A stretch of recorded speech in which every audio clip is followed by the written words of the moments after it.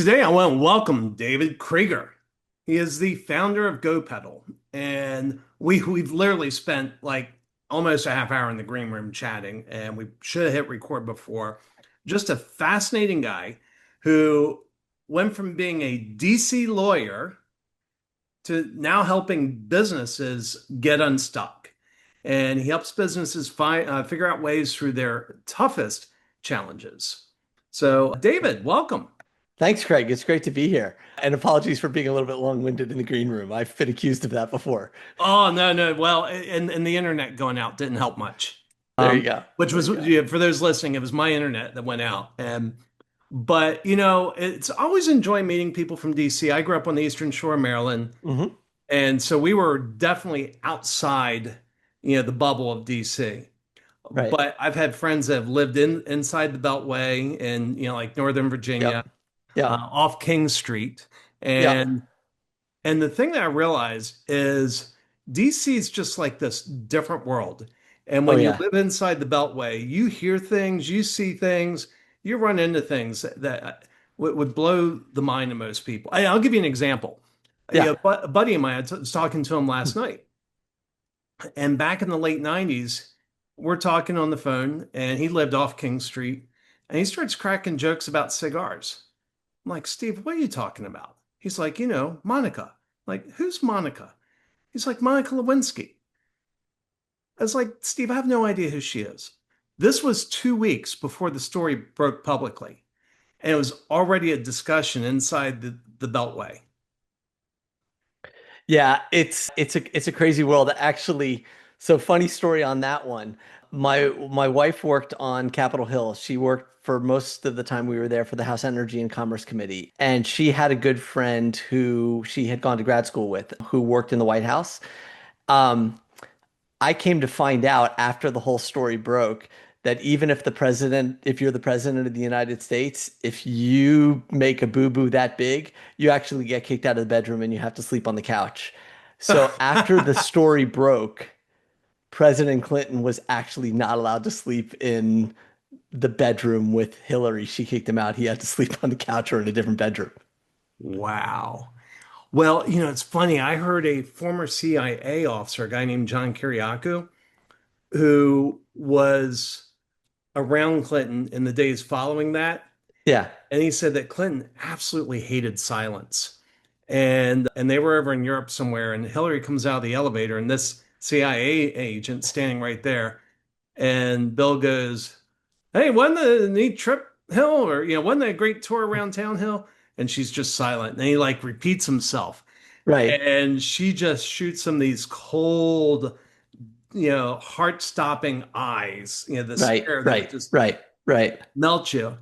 And he's like, it was tense. And he said interesting thing about Clinton was then he got on stage like minutes later, and he was like on in his classic Clinton Yeah. form. You would Yeah. never know. Yeah. He Yeah. just had this major blow up with his Yep. wife 2 minutes ago. Yep. And you have to be able to do that as a politician because when you're on, you have to be on. It's a crazy skill. It's not one that I have, but yeah, for sure. Well, okay, so I gotta ask, anybody that's lived inside the Beltway, there's just one of these Yeah. stories that's Yeah. hard to Yeah. believe. Nobody Yeah. outside would believe Yeah. it, but Yeah. it's real.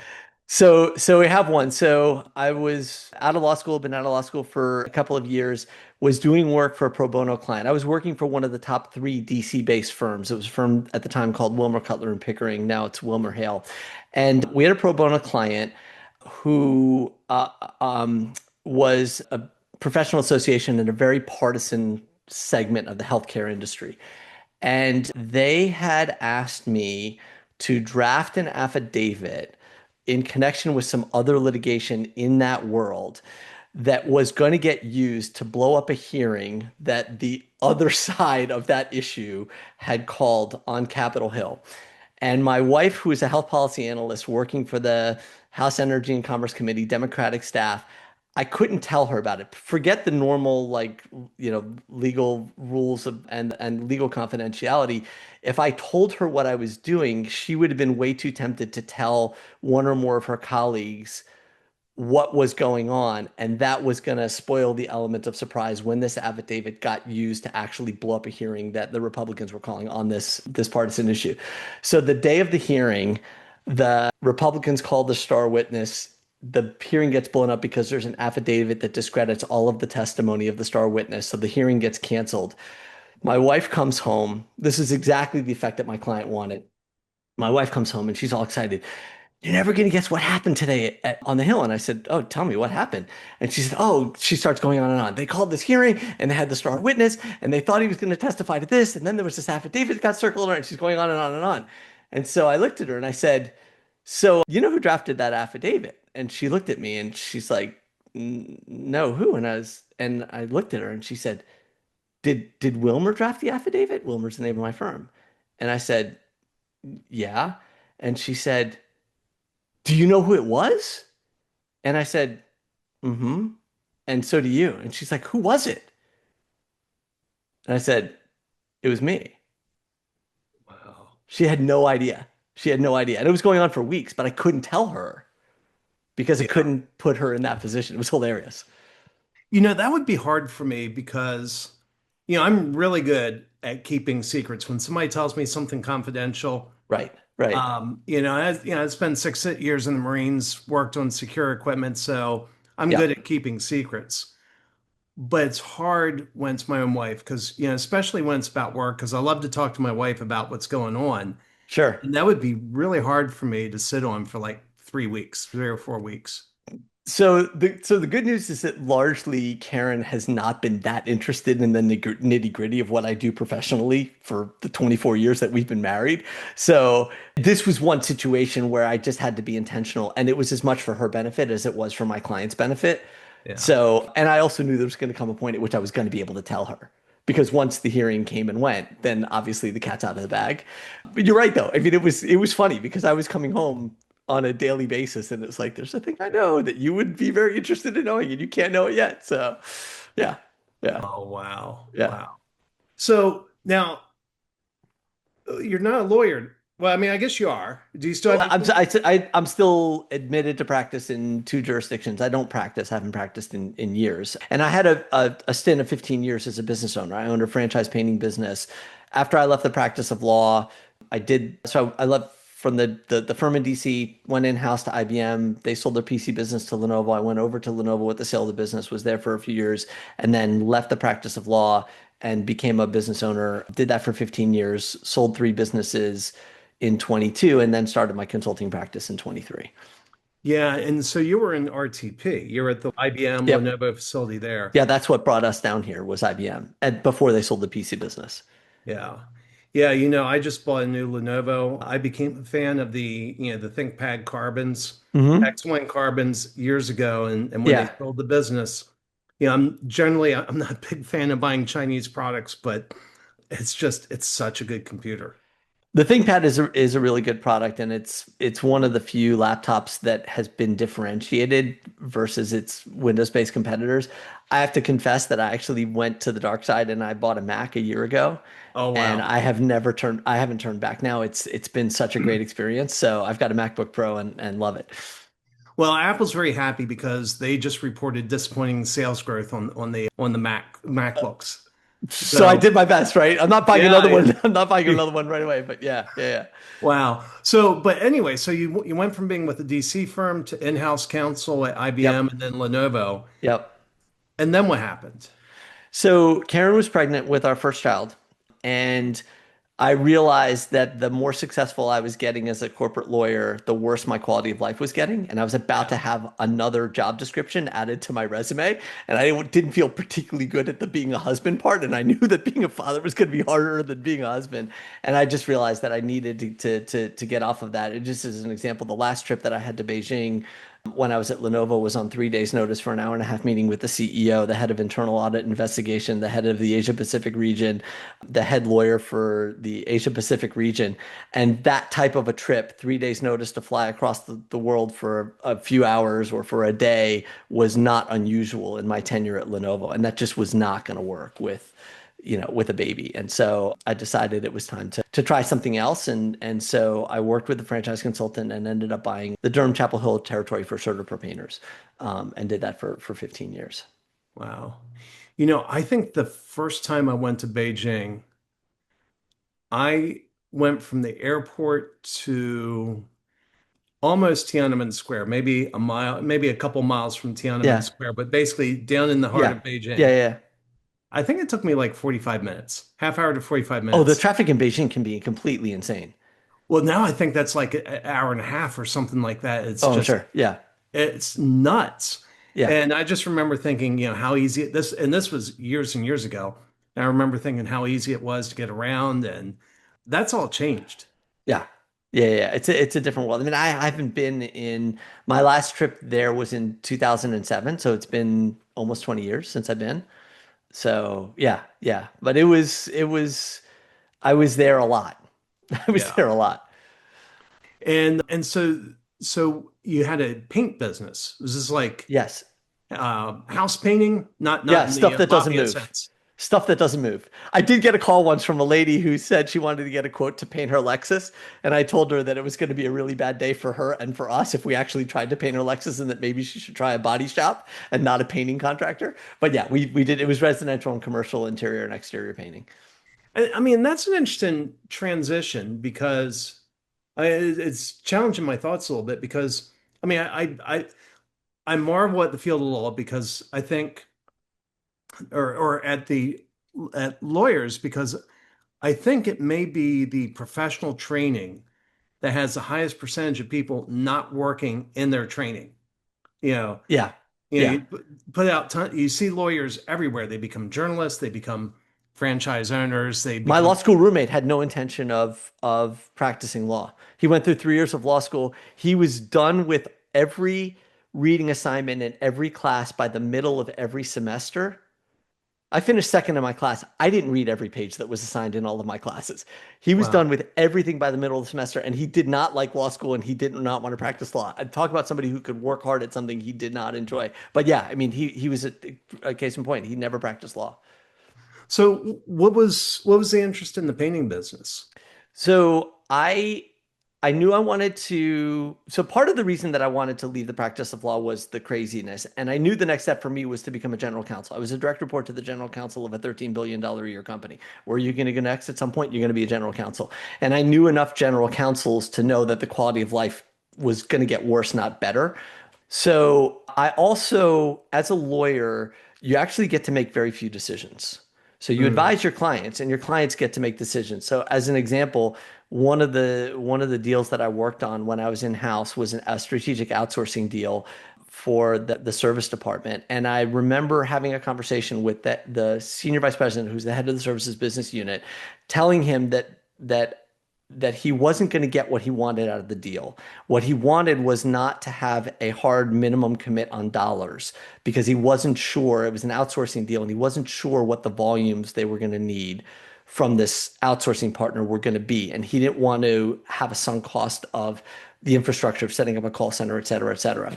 And this partner that they had chosen wasn't going to do a deal without a minimum commit that was significant. It was an 8-figure minimum commit. So I mm. had a conversation with him about it, and I sent him an email laying out very clearly, just to be clear, if you don't sell enough of the underlying service that you're then outsourcing the delivery on, you're going to be on the hook for this dollar amount unless your partner's not meeting service level commitments. And he said, got it. 6 months later, I get a call from him. What are my options for getting out of this deal? And my first question was, okay, so what's going on? Are you guys just not making the sales volumes? And he said, yeah. And I said, are they meeting the service levels? And he said, yeah. And I said, okay. And in my mind, I'm thinking, how about the email that I sent you that told you exactly what the scenario was, which is you're on the hook for 8 figures, right? And I thought, you know what? Like maybe I should try making some decisions. Like I might not like them, and then I can blame the guy in the mirror. But at the time, as the attorney, you provide the advice. It was a bad deal. I knew it was a bad deal, right? Yeah. And you provide the advice, and then they don't follow it, and then you got to go help bail them out of it. I thought, you know what? Let me try making some decisions myself, which was a bit of an ego play when I'm Yeah. when I'm in my 30s, because you think, okay, I've been practicing law at a high level. I'm in rooms with people whose net worths are in the hundreds of millions, if not billions of dollars. I was at every board meeting for Lenovo for the first 2.5 years after they closed the deal. And I thought, let me try making some decisions and see how it works out. And so the other piece was wanting to rediscover. So being an attorney is it's one of the professions, there aren't that many of them, where when you ask people what they do, they say, I am a, instead of this is what I do, Hmm. right? Yeah. So you talk to salespeople, they'll usually say, I'm in sales, right? You talk to, business people, I have a business that does whatever. You ask an attorney what they do, they say, I'm an attorney, Yeah. That's interesting. right? I never thought about that differentiation. Which is a way of labeling yourself, right? I Yeah. practiced law for almost 10 years and I thought, you know what? There's other stuff that I'm capable of doing. Let me tap into other skills and interests and also build other skills that don't get applied in my world as a practicing attorney. And so then the question was, okay, well, can I get somebody to hire me to do something other than practice law? Well, when you have a resume, and this is before all the AI scrapers for, with all the online applications and stuff like that, when you have a resume of somebody who's practiced law for 10 years, to try to convince somebody to hire you to do something other than practice law, not the easiest thing in the world to do. And so then I decided, okay, well, maybe I'll just buy a business or start a business because then I would be dumb enough to hire myself to do something other than practice law, which is to run the business. And I ended up working with a franchise consultant who presented several different franchise concepts, and Certapro was the one that appealed to me because it wasn't a gimmick. Like one of them was a nutritional supplement business, and that is Yeah. such a dirty industry because the product claims are unproven and there's all sorts of baggage that goes along with that. And there were a Well, few it's others. funny. It's funny, like 10 years ago, in the marketing circles I was traveling in, there were all these supplement marketers. Right, And right, I haven't heard from them. I don't hear about that now. But right, there was a period of time where, oh, I help, and they specialized. They niched down, and it right. was about. And it's funny when I try to tell people what I do, I use that as an example of what I don't do. I say we work with people that have complex high ticket services. So if you're doing supplements, we're not the guys for you. That's Right, actually who I right, pick on. right. Exactly. So you get it, right? Yeah. So you can imagine that when they presented supplements to me, I was like, yeah, I'm not touching that one, right? And so what I liked about CertaPro was the basic mission was deliver a high quality service with a high level of customer service across a scaled business in an industry where that was not the norm, Oh, I love it. I right? love it. And so I thought if I succeed in that mission, I can put my head on the pillow and feel good about what I'm doing. Well, and I think, I get so frustrated, and usually it's around the private equity acquisitions. Yep, Private equity, they acquire somebody and they suck out everything that's good and virtuous about the business. correct. And often my wife was working for NCR and she said, hey, there's a rumor that they're going to be acquired by PE. I said, if they do, the first thing they're going to cut is customer service. And I think it's horrible because we don't have to debate the point. Customer service pays for itself again and again and again. It Yeah. lets you charge more. It brings back customers. It creates referrals. It's just a phenomenally good investment. I don't know why the PE guys cut it. So there's a great little story that actually got repeated multiple times by the then CEO of CertaPro. So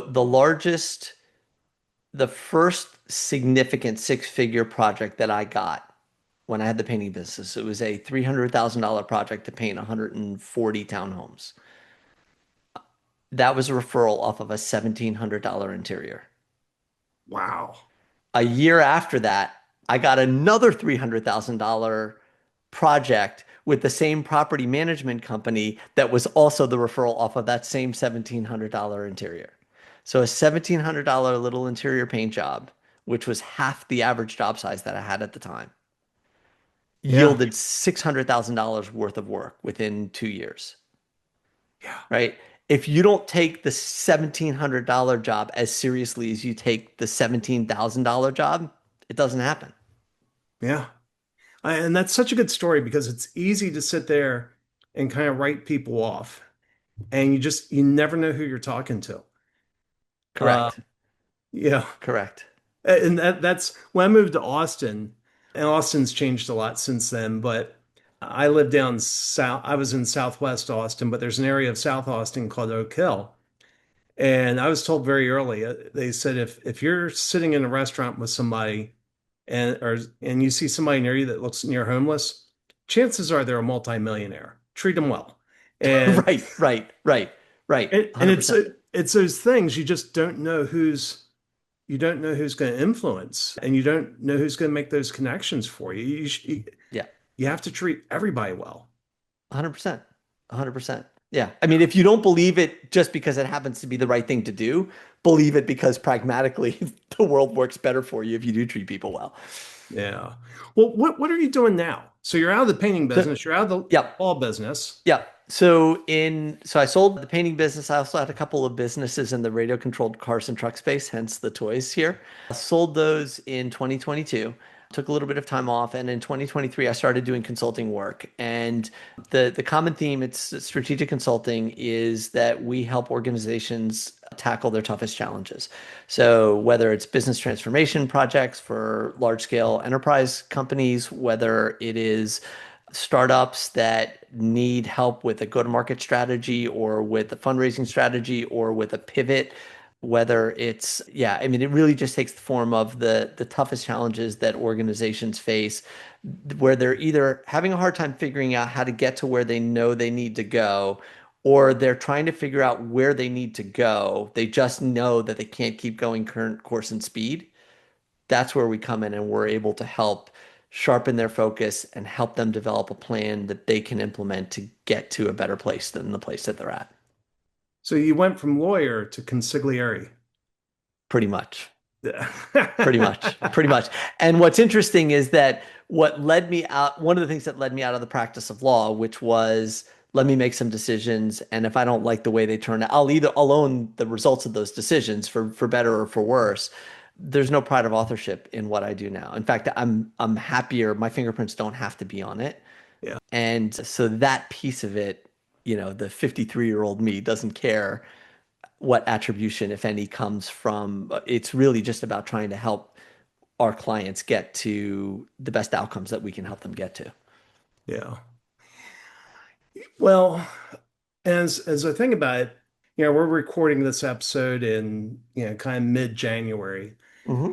And I took an afternoon before Christmas, and I invited two people kind of into my world to to help me see the things I couldn't see. And it was Yep. all about working on my own business. And it was just an amazing, amazing time. And both of them had just incredible clarity for me. And one of them kept telling me, he said, Craig, I didn't tell you anything. I just asked you the right questions to help you do what you already knew was right. A lot of the work that we do is really about asking the right questions because when you have the right information in front of you, the answers oftentimes reveal themselves. Yeah. Right. And so, and to some degree, I actually rely on some skills that I developed when I was practicing law. There was a case that we won on behalf of a household name client. It was an appeal of an employment discrimination lawsuit. And we actually won the appeal on an argument that the appellate court didn't actually give us credit for making and also an argument that the partner that I was working with wouldn't allow us to put a heading on in the brief. So I said, listen, let me at least write the legislative background section of the brief. I wrote the background section in a way that the argument was staring you in the face without it looking like you were making the argument. Hmm. And when we won the case, the court went out of the way to say, here are all the arguments they've made, and here's why we don't think they're persuasive. But there's one argument they didn't make, and that's the one that decided the case, and we won, Wow. And so you right? did that intentionally? I was given no choice in a sense because the attorneys I was working with, one of whom had been a managing partner of the firm, didn't think the argument could win. And so he didn't want to give it its own heading in the brief. So the only way to make the argument was to do what I did, which was, hey, let me write the background section of the brief, which nobody really cares about. They do care about, but they don't care about. But I wrote the background section of the brief in a way I laid out the background in a way that the argument was staring the reader in the face. Yeah. And so, to your point, it's if you ask the right questions and the right information comes forward, that usually ends up getting you 90% of the way to where you need to be and making a decision and figuring out what you need to do. So, from your perspective, why is it that people, and I'm sure there are many times, you sit down with somebody and maybe like within 5 minutes, you know exactly what the issue is, but it takes you half hour, 45 minutes to get them to that point of self-realization. Mhm. Why do you think people are so blinded to the issue, especially if they already know the answer? So, first of all, they may not know the answer because they might not have been focused on the right data, the right information. Okay. So, let's take the large enterprise context as an example. Even back to when I was practicing law, almost without fail, whenever I was talking to a subject matter expert in a large enterprise context, they would give me the anecdotal narrative of what was going on in a particular area of the business. And whenever I would ask for the data would tell me a different story.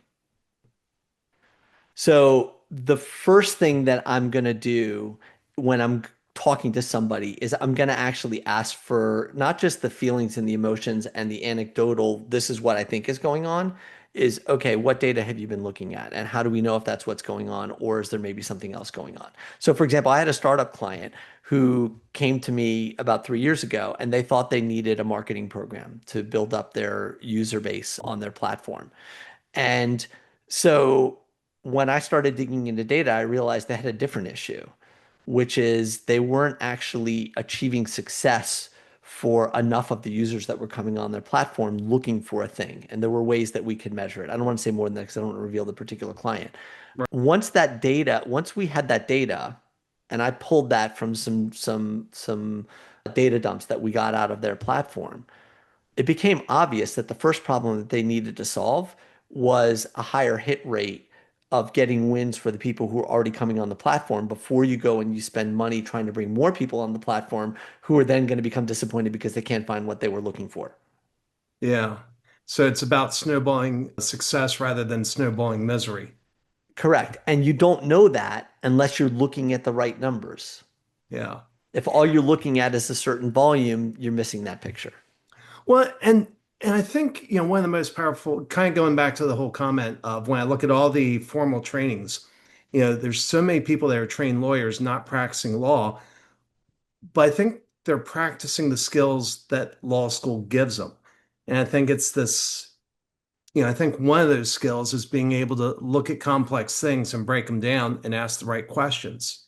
Yeah, that's right. And I think another piece of it, I remember working on a Supreme Court brief that we were filing on behalf of one of our telecom clients when I was back at working at the firm in DC. And I was working with a partner who's known as one of the best writers in the firm. And as we were initial strategizing before I was going to go off and start drafting a portion of the brief, as I was getting ready to walk out the door, he said, remember one thing when you're writing, pretend like you're writing to a seventh grader of above average intelligence. And this was on a very highly technical telecom regulatory legal issue that had a probably 150 or 200 page FCC opinion that we were appealing, right? Right. And we were filing this at the Supreme Court. This is like the highest level at which law gets practiced in the United States. And he's telling me, write this as though you were writing to a seventh grader of above average intelligence, Wow. right? Yeah. So you have to take the complex and you've got to turn it into something that's digestible for your clients and that then becomes actionable. And that is a skill that I had to learn to develop. Well, and I mean, I see that in marketing. And one of the things I've read, the average lawyer writes at a 12th grade level. And my goal has been driving it down. And so, depending upon what I'm writing about, most of the time I can come out of the gate right at a third grade level. If not third, then fourth grade. I do a lot of work in the wealth management space. That's Yep. that's hard to keep at a third grade, but I keep it at fifth grade or less. And it's for Right. that, it makes it's just so much more effective. Yes. Yeah, I think that's exactly right. I think that's exactly right. And so I try to apply that, if I'm coming to a new client. So another skill you learn as a lawyer, especially if you're at a firm, is you have to learn people and businesses very quickly, Yeah. right? When I was taking on a new project for a client, when I was at the firm in DC, like I didn't have the luxury of taking 6 months to learn an industry. you might Yeah. have 6 days, Yeah. right? And so you Yeah. learn how to learn quickly and then digest and then communicate it in a way that's accessible to your audience. Wow. Well, David, I hate to do this. I mean, we lost so much time with the internet and being out, but we got to wrap. But the, I mean, so if I'm hearing this correctly, one of the best things that you do for folks is if somebody's having a tough time wrapping their head around something in their business, Mhm. you're going to come in, you're not necessarily going to tell them what to do, but you're going to help them kind of uncover truth and see what they're missing. Yep. Well, that's Yep. amazing. Well, how can people reach you? So the easiest way you can go onto our website, thegopedal.net, or hit me up on LinkedIn. Easy to schedule an appointment for an initial meeting and love to hear from new people and love to hear what people are trying to wrap their heads around. And usually it doesn't take me long to figure out ways that I can help with some insights that will allow people to start finding paths forward through whatever it is that they're trying to figure out. Well, that's awesome. Well, thanks for coming on Leaders and Legacies. Thanks so much, Craig. It's been a pleasure.